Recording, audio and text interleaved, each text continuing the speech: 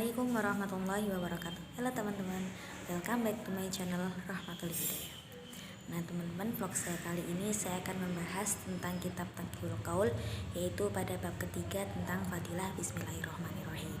Nah, kita pasti sudah terbiasa mendengar bahwa seorang muslim itu dianjurkan untuk selalu membaca bismillah sebelum melaksanakan sesuatu yang baik, karena itu bisa menambah pahala kita seperti itu. Karena membaca bismillahirrahmanirrahim itu kita sama saja dengan memuji Allah dan kita bisa selalu mengingat Allah Subhanahu wa taala. Nah, untuk vlog yang kali ini saya akan membahas tentang bab bismillah. Sebelumnya saya akan membacakan terlebih dahulu. Jadi di sini saya akan membahas tiga hadis yang ada dalam kitab Taqiyul Qaul, yang mana tiga hadis tersebut membahas tentang keutamaan bismillah.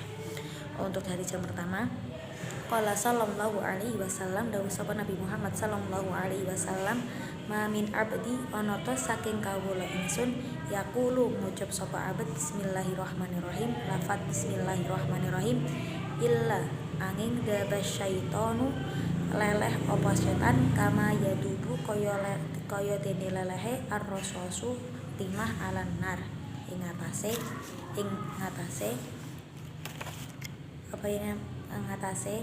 api.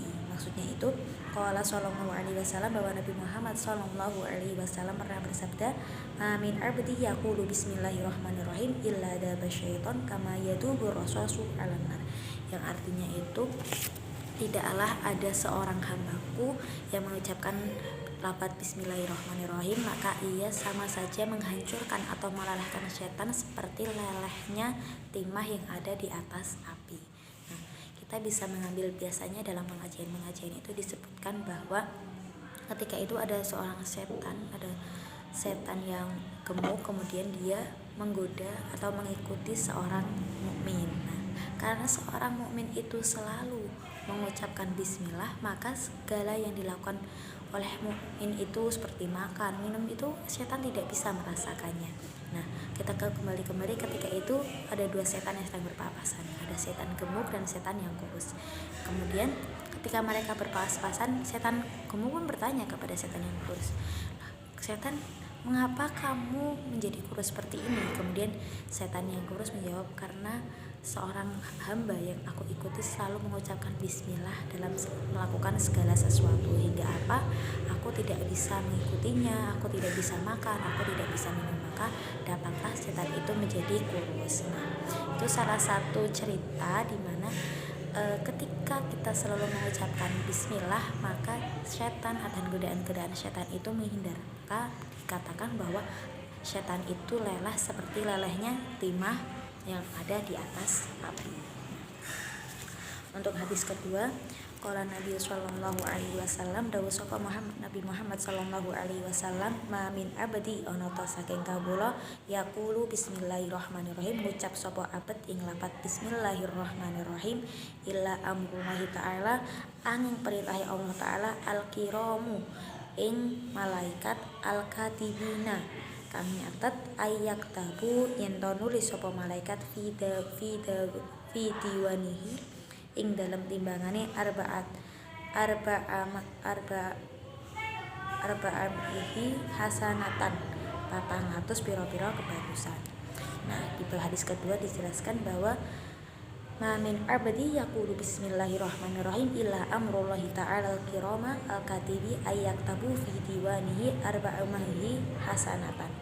Artinya bahwa Nabi Muhammad SAW pernah bersabda ketika itu, apabila ada dari umatku yang mengucapkan bismillahirrahmanirrahim, maka Allah Subhanahu wa taala itu akan mengutus malaikat pencatat amal untuk mencatatkan dalam timbangannya kebaikan-kebaikan.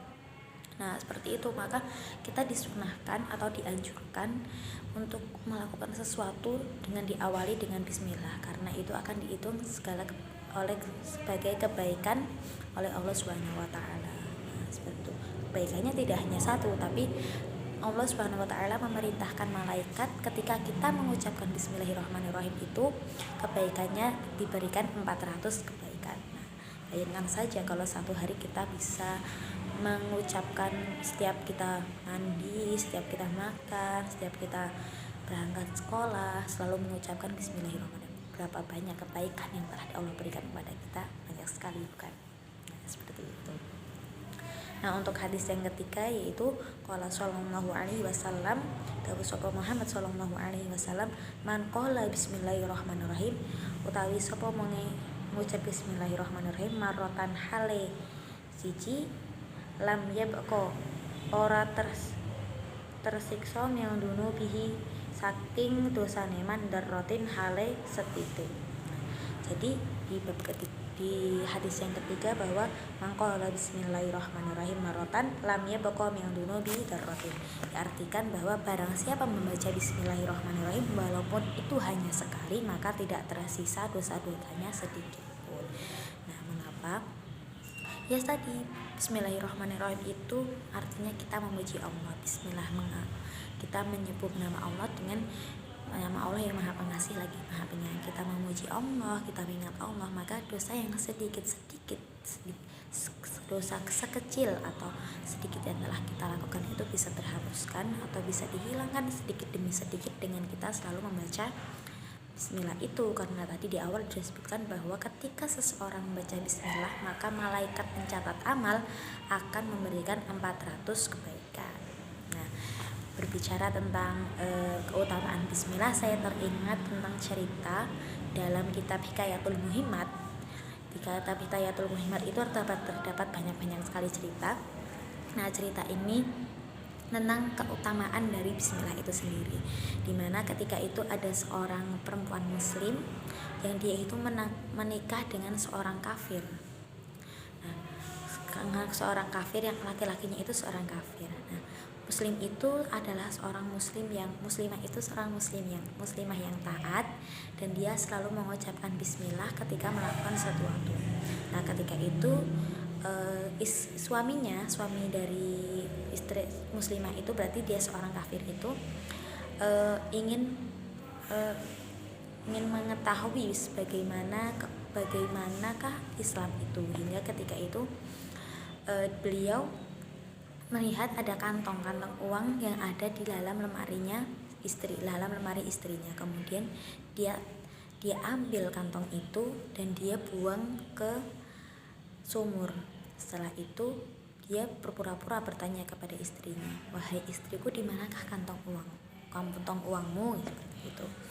Kemudian sang istri akhirnya dia pergi ke kamarnya dan ketika membuka lemari, dia itu mengucapkan lafaz bismillahirrahmanirrahim.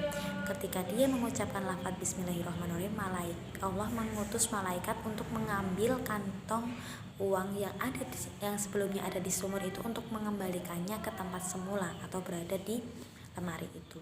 Nah, ketika sang istri telah membuka dan mengambil kantong itu dan diberikannya kepada sang lelaki, kemudian lelakinya merasa heran, loh, perasaan kantong ini telah aku buang ke sumur, mengapa kantong ini kembali lagi ke lemari? Nah, ketika itu sang suami mulai tersadar bahwa Islam itu sungguh memiliki banyak keutamaan seperti itu. Ketika telah diberikan mukjizat itu, kekuasaan Allah, maka sang lelaki atau kafir itu mulai untuk mempelajari Islam dan beliau akhirnya bisa masuk Islam. Dari kutipan cerita tersebut sudah diketahui bahwa berbagai banyak keutamaan yang akan kita dapatkan ketika kita mengucapkan bismillahirrahmanirrahim. Contohnya tadi 400 kebaikan, dosa yang kecil dihapuskan, dan lain-lain seperti itu. Maka sebagai seorang muslim atau muslimah yang baik, kita selalu dianjurkan dalam pengajian seperti itu, selalu dianjurkan untuk selalu mengucapkan lafaz bismillah ketika melakukan apapun, seperti makan, minum, terus menulis, belajar. Semua hal itu diawali dengan bismillah, karena itu insya Allah akan memberikan kebaikan ketika kita melaksanakan kegiatan tersebut. Teman-teman, mungkin cukup sekian vlog saya kali ini. Terima kasih. Assalamualaikum warahmatullahi wabarakatuh.